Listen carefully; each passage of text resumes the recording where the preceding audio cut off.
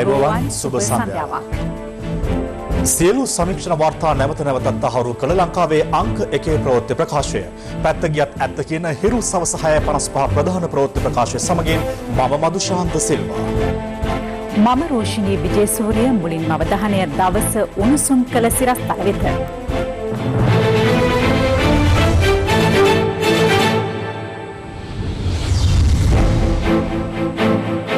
සියුන් බෝම්බකරු බෝම්බ රැගෙන කොළඹ සිට මඩකලපු ගිය හැටි. ඡන්ද දිනය ගැන සභාපති දින සහතිකය. අපට කවදාවත් මට පේන විදියට අගෝස්තු මාසෙන් ඔබට යන විදියක් නැහැ. නොමිලේ කුඩු බෙදූ කුඩු අංජුගේ උපන්දින සාදය. කෝල් කළා මොනවද කිව්වේ අංජු? උඹලාගේ නම් ටික ලියලා දෙන්න කියලා. කටුනායක ගුවන් තොටටත් PCR පරීක්ෂණාගාරයක්. අගෝස්තුවේ සිට මෙහෙයුම් අරඹන්න මත්තල සැරසේ. ගුවන් යානාවලට වසර 2ක බදු නිදහසක්. ජනපති අත්සන හොරට ගැසූ බැංකු නිලධාරියෙක් අත්අඩංගුවට.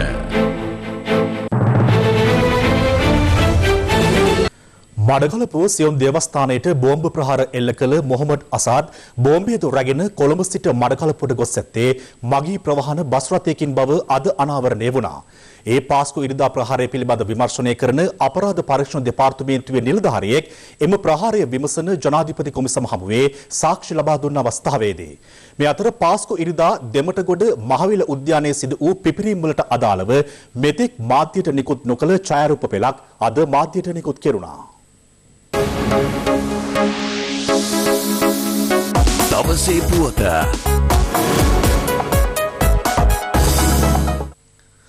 පාස්කු ඉරිදා මෙරට ප්‍රධාන පෙළේ සංචාරක හෝටල් 3කට ලැබුම්හලකට සහ කිතුණු දේවස්ථාන 3කට එල්ල වූ බෝම්බ ප්‍රහාර මාලාව මෙන්ම දෙමටගොඩ නිවසක් තුළ පිපිරීම් දෙකක් සිදු වී මේ වන විට වසරකට වැඩි කාලයක් ගතව අවසන්. නමුත් එම ප්‍රහාර මාලාව ගැන සමාජයේ හමුවේ අනාවරණ නොවූ කරුණු රසක් තවමත් පවතිනවා. මේ දිනවල එම කරුණු එකින් එක හෙළිවෙමින් පවතින්නේ පාස්කු ප්‍රහාරය පිළිබඳ සොයන ජනාධිපති කොමිෂන් සභාව හමුවේ විවිධ විමර්ශන නිලධාරීන් සාක්ෂි ලබා දීමත් සමග පාස්කු ප්‍රහාරය ගැන මෙතෙක් කලක් හෙළි නොවූ කරුණු රසක් ඊයේත් අදත් කොමිසම හමුවේ අනාවරණ වුණේ ඒ අනුවයි. පාස්කු ඉරිදා පෙරවරුවේ ශැංග්‍රීලා හෝටලය, සිනමන් ග්‍රෑන්ඩ් හෝටලය සහ කිංස්බරි හෝටලය මෙන්ම කොච්චිකඩේ ශාන්ත අන්තෝනි දේවස්ථානය, කටුවපිටිය ශාන්ත සෙබස්තියන් දේවස්ථානය සහ මඩකලපුව සියොන් දේවස්ථානයත් බෝම්බකරුවන්ගේ ඉලක්ක බවට පත්වීමෙන් පසු මුළු රටම ඒ පිළිබඳ දැඩි අවධානයෙන් පසු වුණා. දෙමටගොඩ මහවිල උද්‍යානයේ නිවසක පස්වරු 2:36ට තවත් පිපිරීමක් සිදුවන්නේ ඒ අතරතුරයි. ඒවන විටත් පොලිසිය, පොලිස් විශේෂකාර්ය බලකාය මෙන්ම බුද්ධි අංශ ඇතුළු විමර්ශන කණ්ඩායම් කිහිපයක්ම එම නිවසට පැමිණ සිටියා. අදාළ නිවස තුළ දෙවන පිපිරීමක්ද සිදුවන්නේ පළමු පිපිරීමෙන් විනාඩි කිහිපයකට පසු පස්වරු 2:53ටයි. එම පිපිරීමෙන් උප පොලිස් පරීක්ෂකවරයෙකු ඇතුළු පොලිස් නිලධාරීන් තිදෙනෙකුටද දිවි අහිමි වුණා. මෙම දෙමටගොඩ ප්‍රහාරය සම්බන්ධයෙන් අපරාධ ස්ථානීය පරීක්ෂණය සිදු කළ අපරාධ පරීක්ෂණ දෙපාර්තමේන්තුවේ හිටපු ප්‍රධාන පොලිස් පරීක්ෂක අජිත් ප්‍රියන්ත පේදුරුආරච්චි මහතා සිය පරීක්ෂණය අතරතුර ලබාගත් ඡායාරූප පෙළක් පාස්කු ප්‍රහාරය පිළිබඳ සොයන ජනාධිපති කොමිසම හමුවේ සාක්ෂි දෙමින් ඉදිරිපත් කළා. අදාළ ඡායාරූප ජනාධිපති කොමිසම විසින් මාධ්‍ය වෙතද ලබා දුන්නා. මහවිල උද්‍යානයේ නිවස තුළ සිදු වූ පිපිරීම් දෙක කෙතරම් ප්‍රබලද යන්න මෙම ඡායාරූප ඔස්සේ පැහැදිලි වනවා.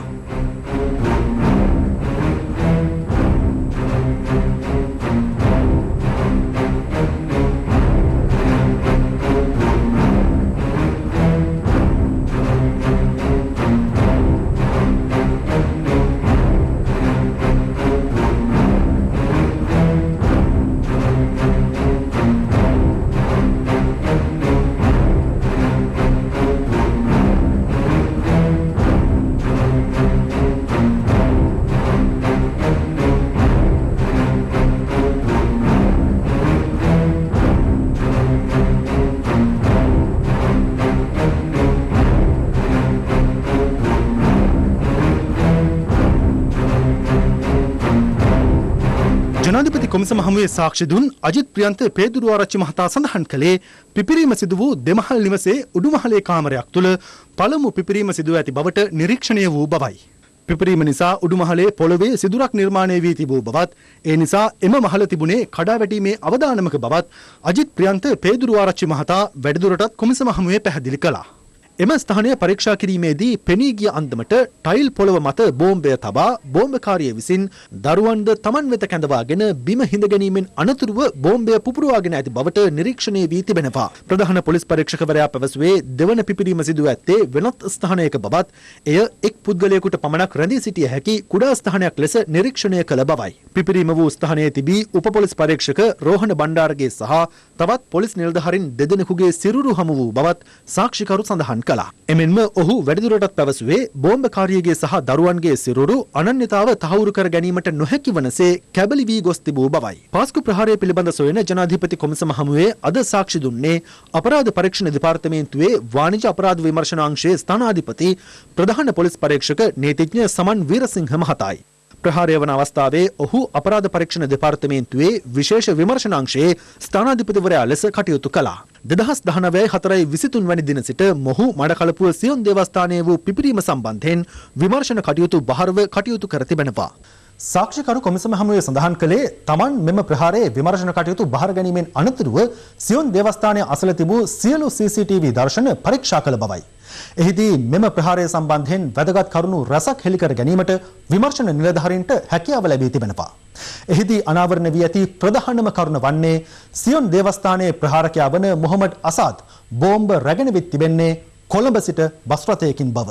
සියොන් දේවස්ථානයේ බෝම්බකරු කොළඹ මර්දාන සහිරා විද්‍යාලය අසලින් කල්මුනේ කොළඹ බස් රථයකට 2019 වෙනිදා රාත්‍රී 8:51ට ගොඩවන ආකාරය දැක්වෙන CCTV දර්ශනයක් සාක්ෂිකරු කොමිසමට ඉදිරිපත් කළා.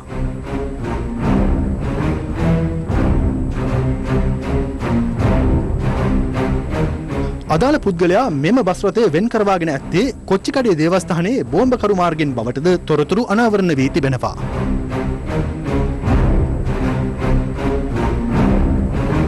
2019 වෙනිදා අලුයම 2:16ට පමණ මඩකලපුව නගරෙන් බස් රථයෙන් බැස යන බෝම්බකරු පළමුව ජුම්මා මස්ජිද් දේවස්ථානයට පැමිණෙන්නේ ත්‍රිරෝද රථයකින්. දේවස්ථානය තුළ පැය 2කට ආසන්න කාලයක් රැඳී සිටින බෝම්බකරු එහි දේව මෙහෙය සඳහාද සහභාගී වන අතර ඔහුගේ ස්වරූපයෙන් පෙන්눔 කෙරෙන්නේ දැඩි නොසන්සුන්තාවක්.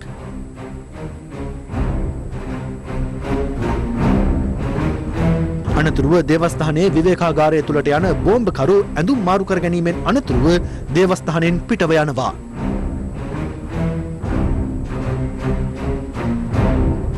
බෝම්බකරු සියොන් දේවස්ථානයට පැමිණෙන ආකාරයද CCTV කැමරාවක සඳහන්ව තිබුණා.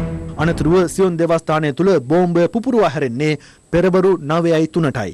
සිද්ධියෙන් අනතුරුව කළ විමර්ශනවලදී අනාවරණ වී ඇත්තේ සියොන් දේවස්ථානයට ප්‍රහාරය එල්ල කළ මොහමඩ් අසාද් නැමැති මොහු 2005 සහ 2012 යන වසරවලදී කටාර් සහ අබුඩාබි රාජ්‍යයන් වෙත ගොස් යලි පැමිණ ඇති බවයි. එමෙන්ම ප්‍රහාරය සිදු වූ දිනේදී මොහමඩ් අසාද්ගේ මව වන ආලියා ලතීෆා බිබී විසින් සිය පුතුගේ ඡායාරූප පුලුස්සා දමා ඇති බව අනාවරණ වූ බව කොමිසම හමුවේ සාක්ෂි දුන් ප්‍රධාන පොලිස් පරීක්ෂකවරයා සඳහන් කළා.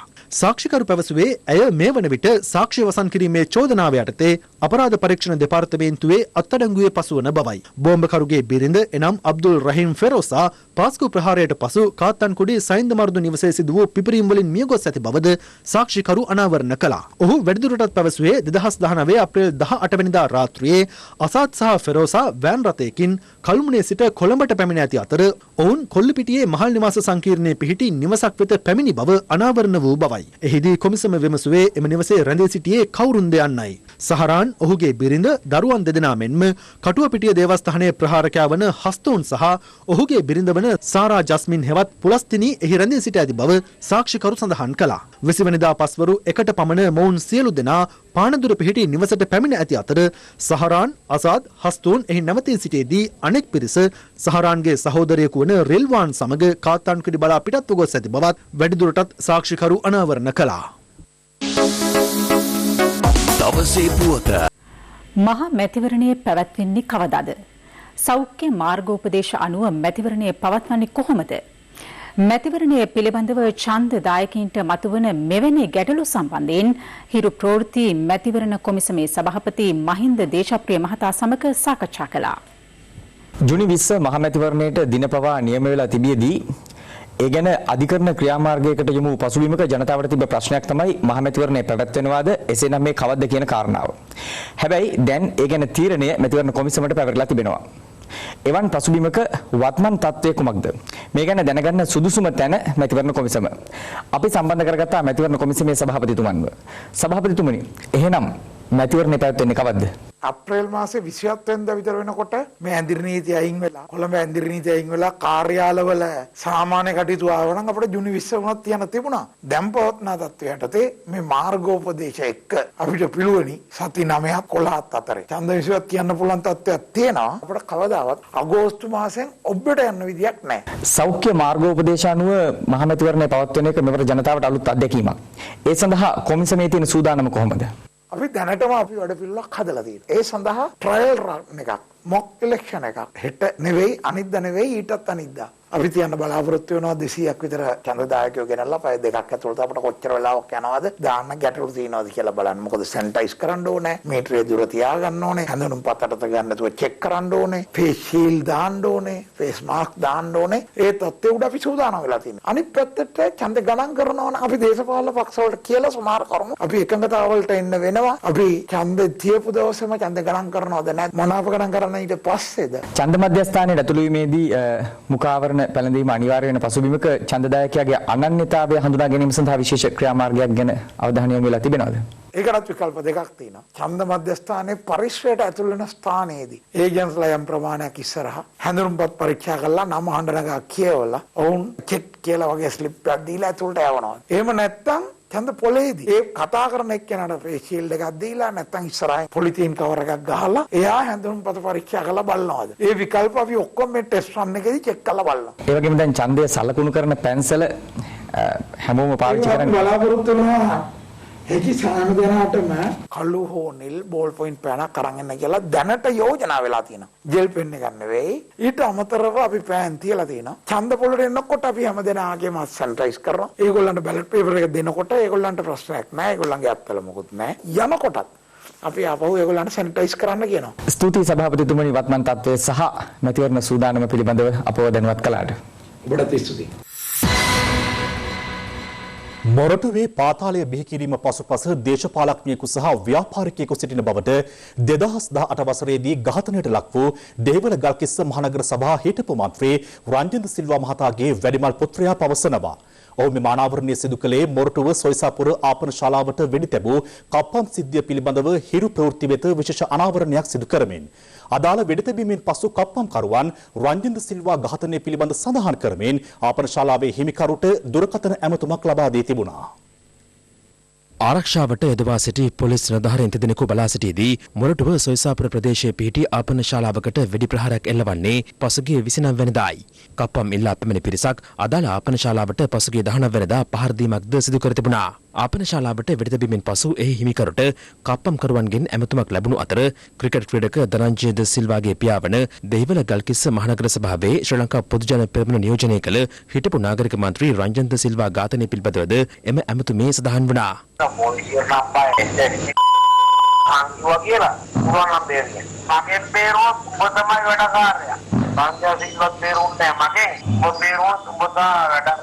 රංජන් ද සිල්වා ඝාතනයට සම්බන්ධ දැනට විදෙස්ගත වී සිටින බව පැවසෙන මොරටුවේ පාතාලය මෙහෙවන කුඩු අංජු සහ ධර්මසිරි නැමැත්තන් ආපන ශාලාවේ සිද්ධියටද සම්බන්ධ බව මේ වන විට පොලිස් පරීක්ෂණ වලින් හෙළි වී තිබෙනවා.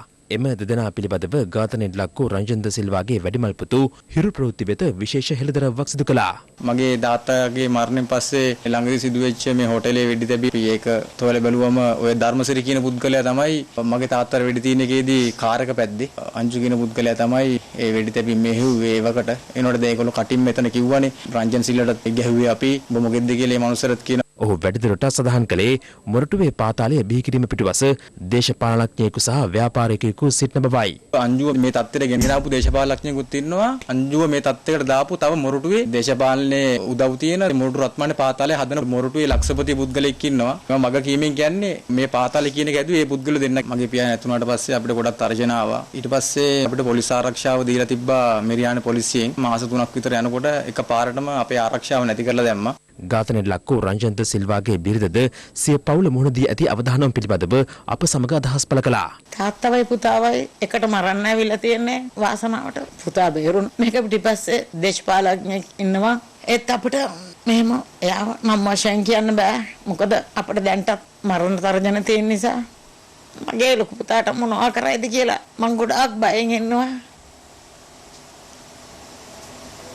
මගේ සැමියා නැති වෙලා මං ගොඩාක් අසරණලා ඉන්නේ. මට තවත් දෙයක් දරා ගන්න බෑ. මේ අතර මොරටුවේ ආපන ශාලාවට පහර දීම සහ වෙඩිතැබීමේ සිද්ධීන් සම්බන්ධයෙන් පොලිස් විශේෂකාර බලකාය ඊයේ පස්වරුවේ රත්මලානේදී 36 හැවිරිදි තවත් සැකකරුවෙකු අත්අඩංගුවට තිබෙනවා. ඊට අමතරව සංවිධානාත්මක අපරාධ නිවාරණ කොට්ටාසේ නිලධාරීන් දෙහිවල අත්තිඩිය වැවපාරේදී ඊයේ පස්වරුවේ T56 වර්ගයේ සජීවී පතරම් 10ක් සමග පුද්ගලයෙක් අත්අඩංගුවට ගත් බව පොලිසිය සඳහන් කළා. මේ අතර කුඩු අංජු නැමැති විදේශගතව සිටින සංවිධානාත්මක අපරාධ කල්ලි සමාජිකයාගේ උපන්දිනය වෙනුවෙන් මද්‍රව්‍ය බෙදූ කාන්තාවක්ද පොලිස් විශේෂකාර බලකාය ඊයේ පස්වරුවේ අත්අඩංගුවට ගත්තා. ඒ රත්මලාන අඟුලාන් ප්‍රදේශයේදී වැල්ලේ ජයන ලෙස ප්‍රසිද්ධ එම කාන්තාව රත්මලාන අඟුලාන් ප්‍රදේශයේ පදිංචි කාන්තාවක්. කෝල් කළා මොනවද කිව්වේ අංජු? කුරුමලයන්ගේ නම් ටික ලියා ගන්න කිව්වා. ඒක දෙන්න කියලා. ඕගොල්ලෝ දෙන්නේ. අංජුද කතා කරේ ධර්මසිරිද? ධර්මසිරි. කෑලි කොච්චර වුවේ කැට? ඔයාගේ අතර බඩු හම්බුනේ කොහොමද? කේවිල් එක තමයි. මේ සල්ලි account එකකට දාන්නද නැත්නම් ගිහින් දෙනවද? account එකට. ඇයට විකිණීම සඳහා දින 5කට වරක් මද්‍රව්‍ය ලැබෙන බවයි දැනට සිදු කර ඇති පරීක්ෂණ වලින් අනාවරණ වී ඇත්තේ. ලබන අගෝස්තු මාසයේ සිට ගුවන් සමාගම් කිහිපයක් මත්තල රාජපක්ෂ ජාත්‍යන්තර ගුවන්තොටුපළ වෙත මෙහෙයුම් සිදු කිරීමට කැමැත්ත පළ කර ඇතැයි ගුවන්තොටුපළ හා ගුවන් සේවා සමාගම පවසනවා. එහි අධ්‍යක්ෂ ශිහාන් සුමනසේකර මහතා පැවසුවේ වසර 2ක කාලයක් සඳහා මත්තල වෙත පැමිණෙන ගුවන් යානා ගුවන්තොටුපළ බද්ධින් නිදහස් කිරීමට තීරණය කර ඇති බවයි. මත්තල මහින්ද රාජපක්ෂ ජාත්‍යන්තර ගුවන්තොටුපළේ ඉදිකිරීම් නිමා වුණේ 2013 වසරේ මාර්තු මාසයේදී. A380 ගුවන් යානාවන් පවා ගොඩ බැස්විය හැකි මීටර් 3500ක දිගින් යුතු දහවන පතයක් ඇතුළු අති නවීන පහසුකම් වලින් මත්තල ගුවන්තොටුපළ සමන්විතයි. නමුත් පසුගිය කාලය පුරාම හිස් ගුවන්තොටුපළක් බවට පත්ව තිබූ මත්තල වී ගබඩා කිරීම සඳහාද යහපාලන ආණ්ඩුව විසින් යොදා ගනු ලැබුවා. 2018 වසරෙන් පසු මත්තල වෙත පෙර සැලසුම් කළ ගුවන් මෙහෙයුම් කිසිවක් සිදු නොකරනු අතර හදිසි ගොඩබැස්වීම් සහ සේවා සැපීම් සඳහා පමණක් භාවිතයට ගැනුණා. පැවති එක්සත් ජාතික පක්ෂ රජය ඉන්දියාව සමග එක්ව ක්‍රියාත්මක කිරීමට උත්සාහ කළ මත්තල රාජපක්ෂ ජාත්‍යන්තර ගුවන්තොටුපළ සංවර්ධනය කිරීමේ ව්‍යාපෘතියද යථාර්ථයක් වූයේ නැහැ. වසර 5කට ආසන්න කාලයක් තිස්සේ අක්‍රියව පැවති මත්තල රාජපක්ෂ ජාත්‍යන්තර ගුවන්තොටුපළ මේ වන විට නැවත සක්‍රිය කිරීමට අදාළ කටයුතු වර්තමාන රජය විසින් ආරම්භ කර තිබෙනවා. ඒ අනුව විදේශීය ගුවන් සමාගම් 8ක නියෝජිතයින් අද දිනේ මත්තල රාජපක්ෂ ගුවන්තොටුපළ පරිසරයට පැමිණ අදාළ බලධාරීන් සමග සාකච්ඡා කරා. මෙරටට ගුවන් සේවා සපයන ගුවන් සමාගම් 8ක නියෝජිතින් හා දේශීය නියෝජිත ආයතනවල ඉහළ පෙළේ නිලධාරීන් පිරිසක් මේ සඳහා එක්ව සිටියා. ගුවන්තොටුපළේ සියලු අංශ ඔවුන්ගේ නිරීක්ෂණයටද ලක් වුණා. මත්තල ජාත්‍යන්තර ගුවන්තොටුපළේ මගී පර්යන්තය වසරකට ගුවන් මගීන් මිලියනයක් සඳහා පහසුකම් සැලසීමට ප්‍රමාණවත්. මේ ගුවන්තොටුපළ වැඩි දියුණු කරන්න පුළුවන්. ඒකට රාජ්‍ය අනුග්‍රහයත් එක්කම හැමදෙනාම මේකට එකතු වෙනවා. සංචාර කර්මාන්තය දියුණු කරන කට්ටිය, හෝටල් ශාස්ත්‍ර කට්ටිය අපි සියලු දෙනාම එක්රාසි වෙලා මේ ගුවන්තොටුපළ දියුණු කිරීම ගැන සාකච්ඡාවක් ආරම්භ ඕනේ. I find that this is one of the key resources which the country should explore. මෙය රටේ තිබෙන ප්‍රයෝජනයට ගත යුතු ප්‍රධානම සම්පතක්. ගුවන්තොටුපළ අති විශිෂ්ට ලෝක තත්ත්වයේ පහසුකම් වලින් සමන්විතයි. එයා ඉන්දියා බලාපොරොත්තු වෙනවා කඩිනමින් මත්තලට පියාසර කරන්න.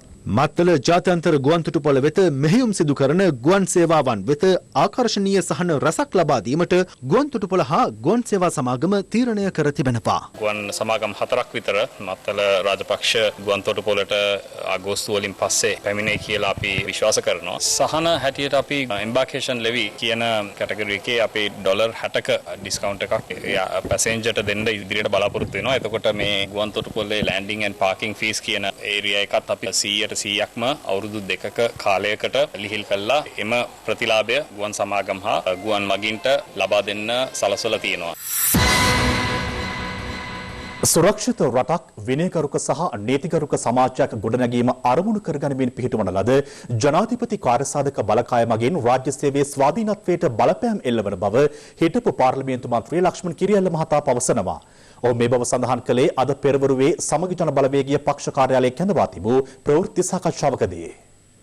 2020 ජූනි මාසේ දෙවනිදා ගැසට් පත්‍රයක් ගහලා තාරය සාධක මණ්ඩලය පත් කරලා තියෙනවා 12 දෙනෙක්ගේ සමන්විත ඒ 12 දෙනාම ත්‍රිවිධ හමුදාවේ නිලධාරී. මේකේ භයානකම තමයි අපේ කීර්තිවත් රාජ්‍ය සේවය මේ කාර්ය සාධක මණ්ඩලය යටතට පත් කළා තියෙනවා. මේක අපේ ව්‍යවස්ථාවට පටහැනි. මොකද රාජ්‍ය සේවයේ ස්වාධීන ආයතනයක්. ඒ වගේම අපේ රටේ තියෙන රාජ්‍ය සේවයේ ජ්‍යෙෂ්ඨත්වයේ ප්‍රෝටෝකෝල් එක අනුව අමාත්‍යාංශ ලේකම්වරයා ඉන්නේ ත්‍රිවිධ හමුදාපතිට වඩා ඉහළින්. නමුත් මේ ගැසට් පත්‍රයෙන් මේක කඩපිටි පෙරලලා සියලු රාජ්‍ය සේවකයන් මේ කාර්ය සාධන මණ්ඩලයේ යටතට තිරහැල්ලා තියෙනවා. ඕන් දෙන නියෝග ක්‍රියාත්මක කෙරුවේ නැත්නම් ජනාධිපතිතුමාට මේ බව ලිඛිතව දන්වන්නත් බලය දීලා තියෙනවා. ඉතින් මේක භයානක තත්ත්වයක්. රට මිලිටරි පාලනයක් කරා ක්‍රමක්‍රමයෙන් ගෙන යන වැඩපිළිවෙලක් හැටියට අපිට හඳුන්වන්න පුළුවන්. මම රාජ්‍ය සේවයෙන් අහනවා මේ නියෝගය පිළිගන්න ඔබ සූදානම්ද? ඒ වගේම වගකීම් දීලා තියෙනවා මේ කාර්ය සාධන මණ්ඩලයට. මද්ද්‍රව්‍ය ජාවාරම් වැටලීමට වරදක් නැහැ. ඒ වගේම හිරකෙවල් වල ඇති වෙන යම් සිද්ධිය ගැන හොයා බලන්න. හැබැයි භයානකම දේ තමයි මේගොල්ලෝ කියන විදිහට සමාජ විරෝධී වැඩ ගැන හොයන්න බලයක් දීලා තියෙනවා. ඉතින් මොකද්ද මේ සමාජ විරෝධී වැඩ කියන්නේ? අර්ථ නිරූපණයක් දීලා නැහැ. ශ්‍රේෂ්ඨාධිකරණ තීන්දුව හැන්දෑ ප්‍රකාශයටපත් කරුවා. එදා රාත්‍රියේම තමයි රාජ්‍ය සේවය ත්‍රිවිධ හමුදාවේ පාලනයට යටත් කරලා තියෙන්නේ. පසුගිය කාලේ රජයේ ඇමති ඇමතිවරු නිරෝධායන නීති රීති අමුමව උල්ලංඝනය කෙරුවා. එක්තරා අවස්ථාවක. ඉතින් පස්සේ කොරෝනා නැති කරන්න පත් කරපු කාර්ය සාධන මණ්ඩලයේ එක්කෙනෙක්වත් මම ටීවී එකේ දැක්කේ නැහැ. හැංගිලා. අජිත් රෝහණ හැංගිලා, ශවේන්ද්‍ර සිල්ව හැංගිලා, ජාසිංහ හැංගිලා. ඉතින් එකම රටක් එක නීතියක් තියෙනවද? නෑ, පාලකයන් දෙක නීතියක්. මේ රටේ සාමාන්‍ය ජනතාවට තව නීතියක්. ද ෆිනෑන්ස් සමාගමේ සියලු තැන්පත්කරුවන්ට ලබන සඳුදා සිට රුපියල් ලක්ෂ 6 බැගින් ගෙවන බව සම කැබිනට් ප්‍රකාශක අමාත්‍ය ආචාර්ය බන්දුල ගුණවර්ධන මහතා පවසනවා. රාජ්‍ය ප්‍රවෘත්ති දෙපාර්තමේන්තුවේ පැවති කැබිනට් තීරණ දැනුම් දීමේ ප්‍රවෘත්ති සාකච්ඡාවට එක්වෙමින් ඔහු සඳහන් කළේ මහ බැංකුව අදාළ තීරණය අග්‍රාමාත්‍යවරයාට දැනුම් දී ඇති බවයි.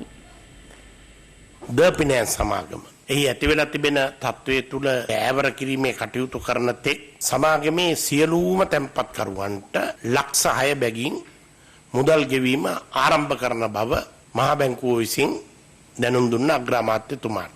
ඒ අනුව මුළු තැන්පත්කරුවන්ගෙන් 93%ක ප්‍රශ්නය සම්පූර්ණයෙන් විසඳෙනවා. ඊට වඩා වැඩි තැන්පත්කරුවෝ ඉන්නවා 7%ක්. ඒ සැනකින් මේ කරන්ට පුළුවන් කමක් නැති බව සඳහන් කළා.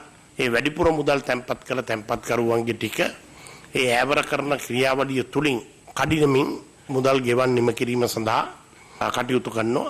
මෙතර ශ්‍රී ලංකා මහ බැංකුව නිවේදනයක් නිකුත් කරමින් පවසන්නේ ද ෆිනෑන්ස් කම්පැනි PLC ආයතනයට මූල්‍ය ව්‍යාපාර කටයුතු වල නියැලීම සඳහා ලබා දී තිබූ බලපත්‍රය ශ්‍රී ලංකා මහ බැංකුව විසින් 2020 මැයි 22 වෙනිදා බලපැවැත්වෙන පරිදි අහෝසි කර ඇති බවයි.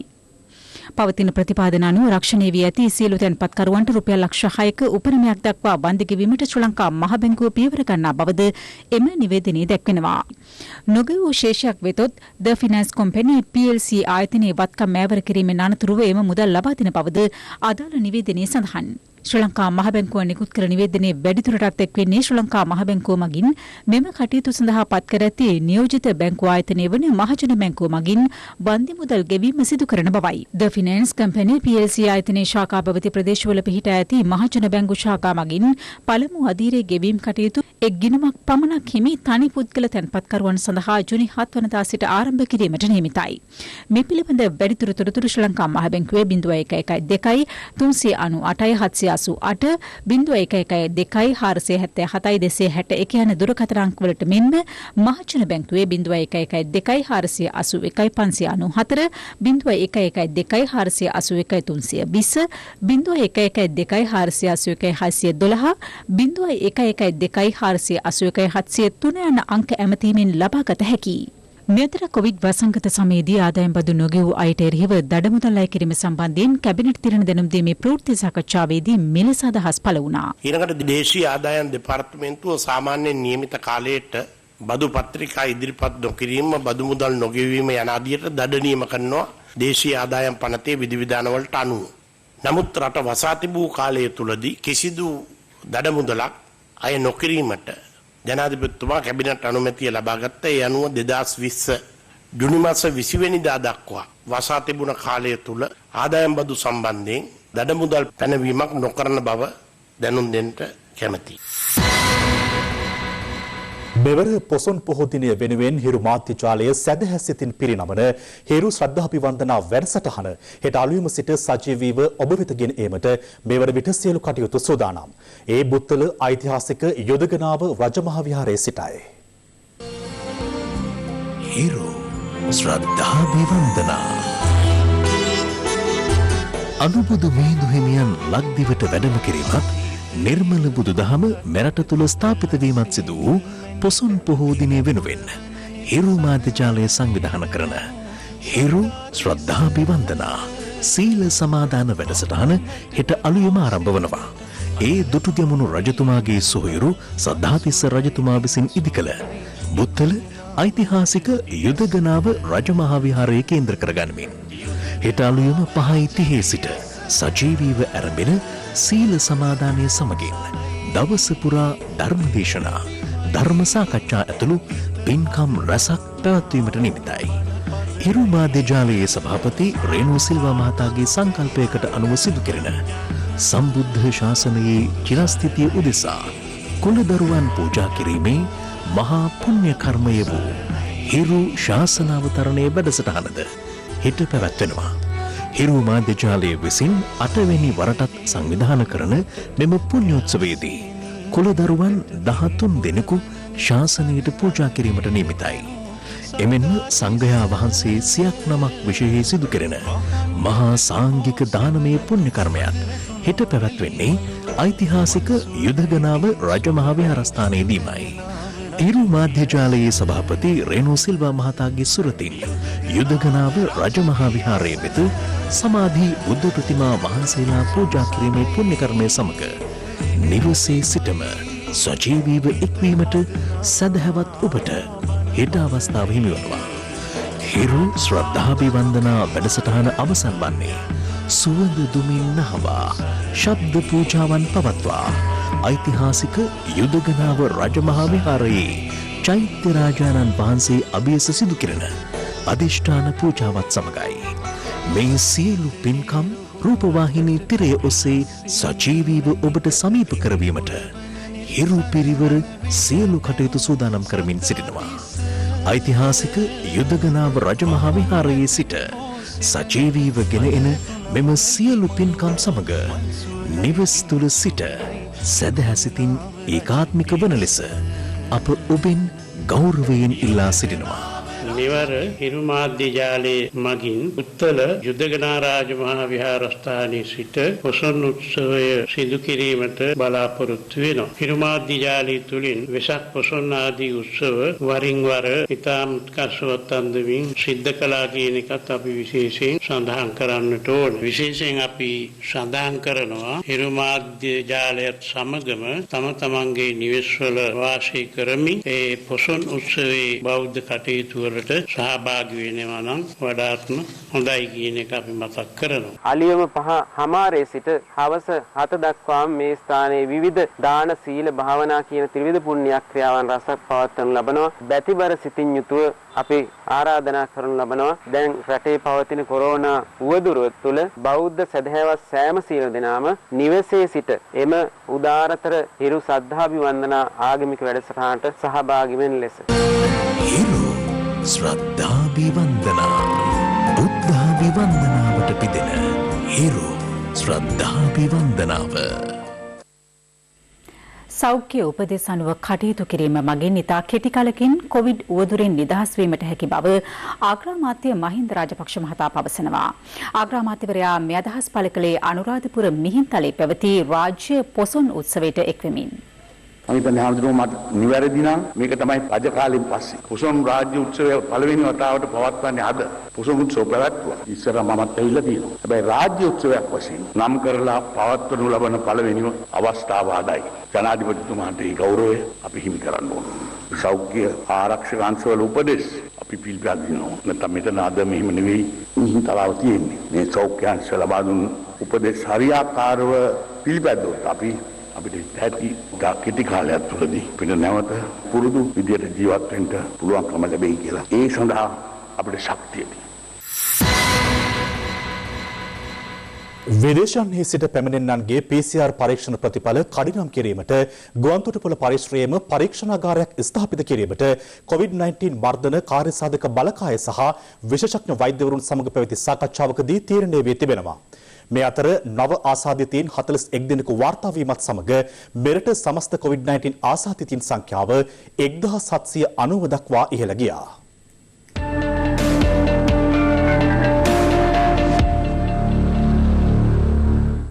ජනාධිපති ගෝඨාභය රාජපක්ෂ මහතා COVID-19 මර්ධන කාර්යසාධක බලකාය සහ විශේෂඥ වෛද්‍යවරුන් සමග අද පස්වරුවේ ජනාධිපති කාර්යාලයේදී විශේෂ සාකච්ඡාවක නිරත වුණා. මෙහිදී විදේශ රටවල සිට මෙරටට පැමිණෙන පිරිස් PCR පරීක්ෂණයට භාජනය කිරීමේදී සහ නිරෝධායනය කිරීමේදී මුහුණ පෑමට සිදුවන ගැටලු සහ ඒවා විසඳිය යුතු ආකාරය සම්බන්ධයෙන් දීර්ඝ වශයෙන් සාකච්ඡා වී තිබෙනවා. ඊට විසඳුමක් ලෙස විදේශවල සිට මෙරටට පැමිණෙන්නන් PCR පරීක්ෂණයට භාජනය කොට එහි ප්‍රතිඵල ගුවන්තොටුපළ පරිශ්‍රයේදීම ලබා ගැනීමෙන් පසු නිරෝධායනය සඳහා යොමු කරන්නයි ජනාධිපති ගෝඨාභය රාජපක්ෂ මහතා මෙහිදී අදාළ නිලධාරීන්ට උපදෙස් ලබා දී තිබෙනවා. මේ අතර ඇමරිකානු තානාපති කාර්යාල රාජතාන්ත්‍රික නිලධාරියෙකු කරුණායක ගුවන්තොටුපළේදී PCR පරීක්ෂණ වලට යොමු නොවී රටට ඇතුළු වී ඇති බවත් වාර්තා වුණා. එම රාජතාන්ත්‍රික නිලධාරියා තමයි මේ PCR කියන පරීක්ෂණය අපේ ලංකාවේ පටන් ගත්තට පස්සේ මෙම රටට පැමිණි ප්‍රථම රාජතාන්ත්‍රික නිලධාරිවරයා. මෙවැනි අවස්ථාවකදී මේ සම්බන්ධව හරි උපදේශයක් ගැනීමේ අවශ්‍යතාවය නිසා මෙම නිලධාරියට උදෑසන දක්වා රැඳී සිටීමට අප ඉල්ලා සිටියා. ඒ සඳහා කැමැත්ත ප්‍රකාශ කරා. කෙසේ හෝ ඒවා එම නිලධාරී ඒ ඩොකියුමන්ට්ස් දීලා පෙන්නලා දුන්නා. ඒ කටයුත්ත එම්බසි එකට කරගන්න පුළුවන් බව. ඒකට අවශ්‍ය පහසුකම් අපි සල්සා දුන්නා. අපගේ නිලධාරීන්ට ස්තුති කළා වුන් ගියා. මේ සම්බන්ධයෙන් අප කළ විමසීමකදී එක්සත් ජනපද තානාපති කාර්යාල ජ්‍යෙෂ්ඨ නිලධාරියෙකු සඳහන් කළේ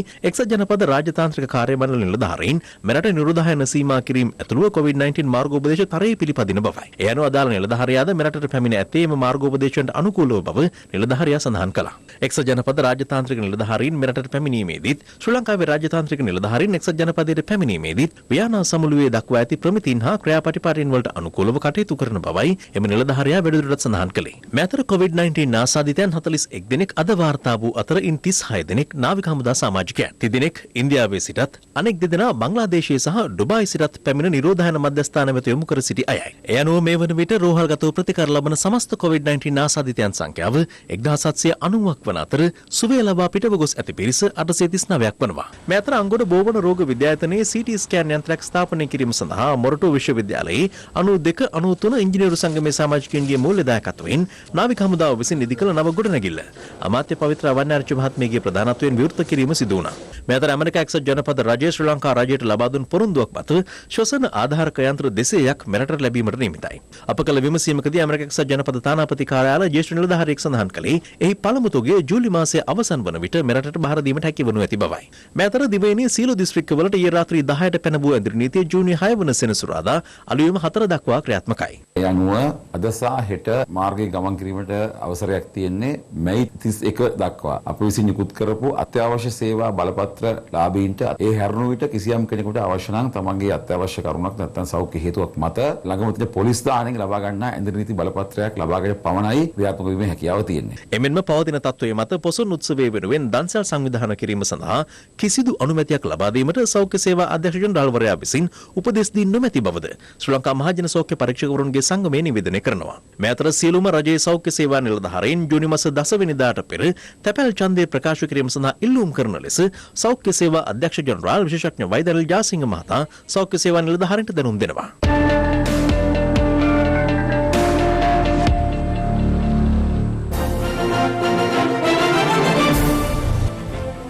ඇඳිරි නීතියේ ඉඩම් කොල්ලය මේ ඔයා කොහොමද අපේ ඔස්සුද කරන්න ගන්න කොහටද මේ වගේ දෙති දැන් ඔයාලා ඇඳිරි නීතියත් මොකද්ද කරන්න විකාරද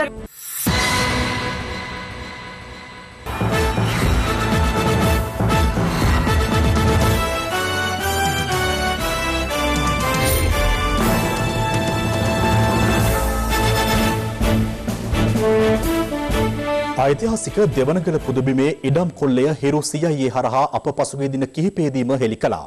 එම හෙළිකිරීම මැදේත් ඉඩම් ආක්‍රමණකයන් රටපුරා ඇඳිරි නීතිය පනවා තිබූ අද දිනේ ක්‍රියාත්මක වන අයුරු හිරු CIA කැමරාවට හසු වුණා. දෙවනගල ඉඩම් කොල්ලය ගැන හිරු CIA අනාවරණයෙන් පසුව බෞද්ධ කටයුතු කොමසාරිස්වරයාද ඒ පිළිබඳව සොයා බැලුවා. මාවනැල්ල ඓතිහාසික දෙවනගල රජමහා විහාරස්ථානයට කාලාන්තරයක් තිස්සේ ඉඩම් ආක්‍රමණිකයන්ගෙන් වන බලපෑම් පිළිබඳ හිරු CIA හරහා අප අවස්ථා කිහිපයකදී හෙළි කළා. විල්පත්තුව හා සමානව ජනාවාසකරණයට මේ වන විටත් ලක් කෙරමින් පවතින මෙම පුරාවිද්‍යා ස්මාරක සහිත භූමිය නිරීක්ෂණය සඳහා බෞද්ධ කටයුතු කොමසාරිස් ජනරාල් සුනන්ද කාර්යපෙරුම මහතා ඊයේ පැමිණෙන්නේ අපගේ එම අනාවරණයත් සමගයි. එහිදී විහාරාධිපති මැදිරිගිරියේ පුණ්‍යසාර හිමියන් විසින් විහාරස්ථානයේ පිමුරුපත් බෞද්ධ කටයුතු කොමසාරිස් ජනරාල් වරයාට මෙලෙස පෙන්වා සිටියා.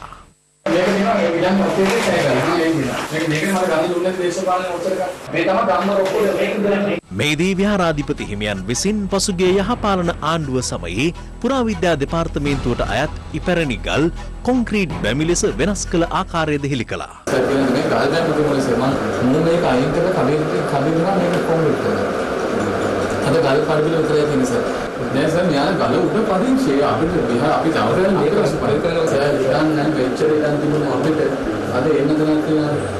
මේ පැරණි ඡායාරූප සාක්ෂි සපයන්නේ පුරාවිද්‍යා දෙපාර්තමේන්තුව සතු ඓතිහාසික ගල් බැමි තිබූ ආකාරයයි. එම ඉපැරණි වටිනා ගල් බැමි අද වන විට කොන්ක්‍රීට් යොදා වෙනස් කර ඇති අයුරුයි මේ. හිරු CIA එක හරහා තමයි සර් මේක දැනගත්තේ. දැන් හිරු CIA එක නැත්තම් මේ වැඩ සියලු දෙනාගේ මේ අවධානය වෙයි. දැන් හිරු CIA කණ්ඩායම බය නැතුව මේ ඇත්ත රටට කිව්වේ නැත්තම් සර්ලා හිතන්නකෝ දෙවන කලක් නැති වෙයි. මේ අතර රට පුරා ඇඳිරි නීතිය ක්‍රියාත්මක වන අද දිනයේත් පුරාවිද්‍යා ස්මාරක සහිත දෙවනගල පුදබිමේ භූමිය අත්පත් කර ගැනීමට පුද්ගලයෙක් පැමිණ තිබුණා. මේ ඔයා කොහොමද අපේ සුද්ධ කරන්න ගන්න කොහොමද මේ වගේ දෙති? දැන් ඔයාලා ඇඳිරි නීතියත් මොකද්ද කරන්න විකාරද මේ? මම දන්නේ නැහැ. මම මේ කරන්නේ කල්ලියට. මෙම අනවසර එලිපෙහෙලි කිරීම හරහා පුරාවිද්‍යා ස්මාරක සහිත දෙවනගල පුදබිම මේ වන විටත් දැඩි අනාරක්ෂිත තත්වයකට පත්ව අවසන්. මේ ඓතිහාසික උරුමය රැක ගැනීමට වගකිව යුතු බලධාරීන් කටයුතු කරන ආකාරය ගැන හිරු CIA අවදි නෙත නිරන්තර අවධානයෙන්.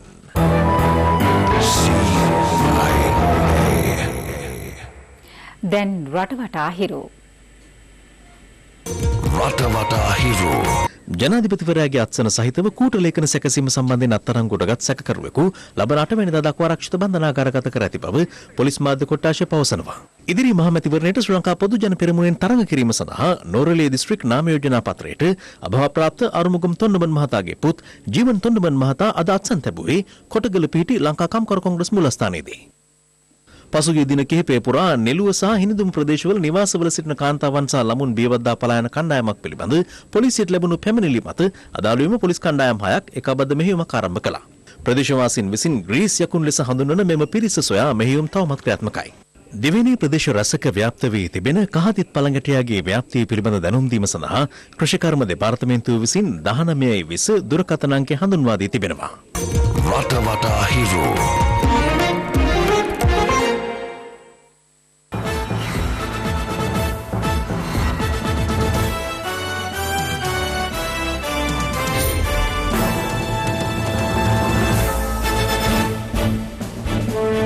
දැන් ලෝ වටා හිරු. ලොව වටා හිරු.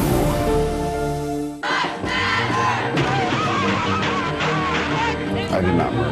They are here to assassinate us. අමරිකාවේ මිනිසෝටාහි නිරායුධ කළු ජාතික පුද්ගලයෙකු සුදු ජාතික පොලිස් නිලධාරියෙකු විසින් පාදෙන් ගෙල සිර කර මරා දැමුවේ පසුගිය 25 වෙනිදායි. මෙම සිදුවීමට විරෝධය පාමින් අමරිකාව පුරා පැවැත්වෙන විරෝධතා දැඩි ප්‍රචණ්ඩකාරී මුහුණුවරක් ගෙන තිබෙන්නේ එරට තුල ශීඝ්‍රයෙන් ව්‍යාප්ත වන COVID-19 අවධානමද නොතකමින්. වර්ගවාදයට එරෙහිව සහ මියගිය ජෝර්ජ් ෆ්ලොයිඩ්ගේ ඝාතනයට යුක්තිය ඉල්ලා සිදු කරන මෙම විරෝධතා හේතුවෙන් අමරිකාවේ නගර 40කට අධික සංඛ්‍යාවකට මේ වන විට හදිසි ඇඳරි නීතිය පනවා තිබෙනවා.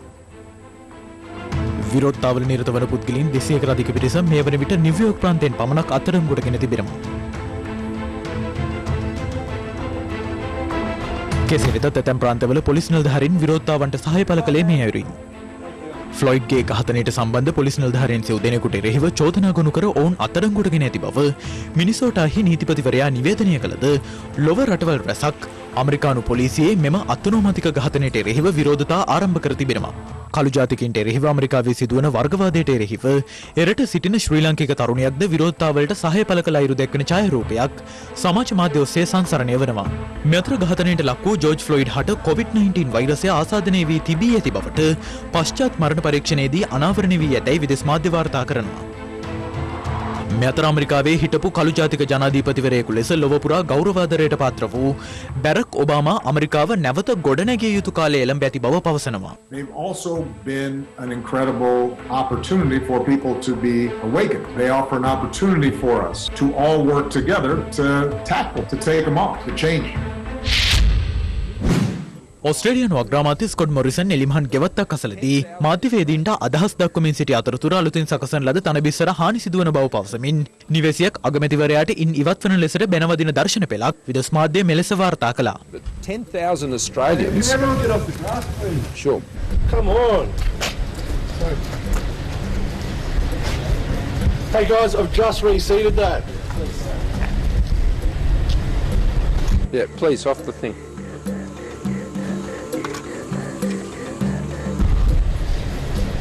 Sorry, man. That's all good. Thanks. So,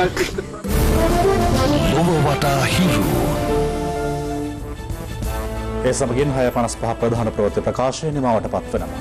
පැත්තක් නොගත් ඇත දැනගැනීමේ අයිතිය තවදුරටත් තහවුරු කර ගන්නට ඔබේ ජංගම දුරකථන ජාලය අනුතිරේ දිස්වන පරිදි හිරු ප්‍රවෘත්ති SMS සේවාව සක්‍රිය කරගන්න. නැවත හමු වෙමු රාත්‍රී 9:55ට. ආයුබෝවන්.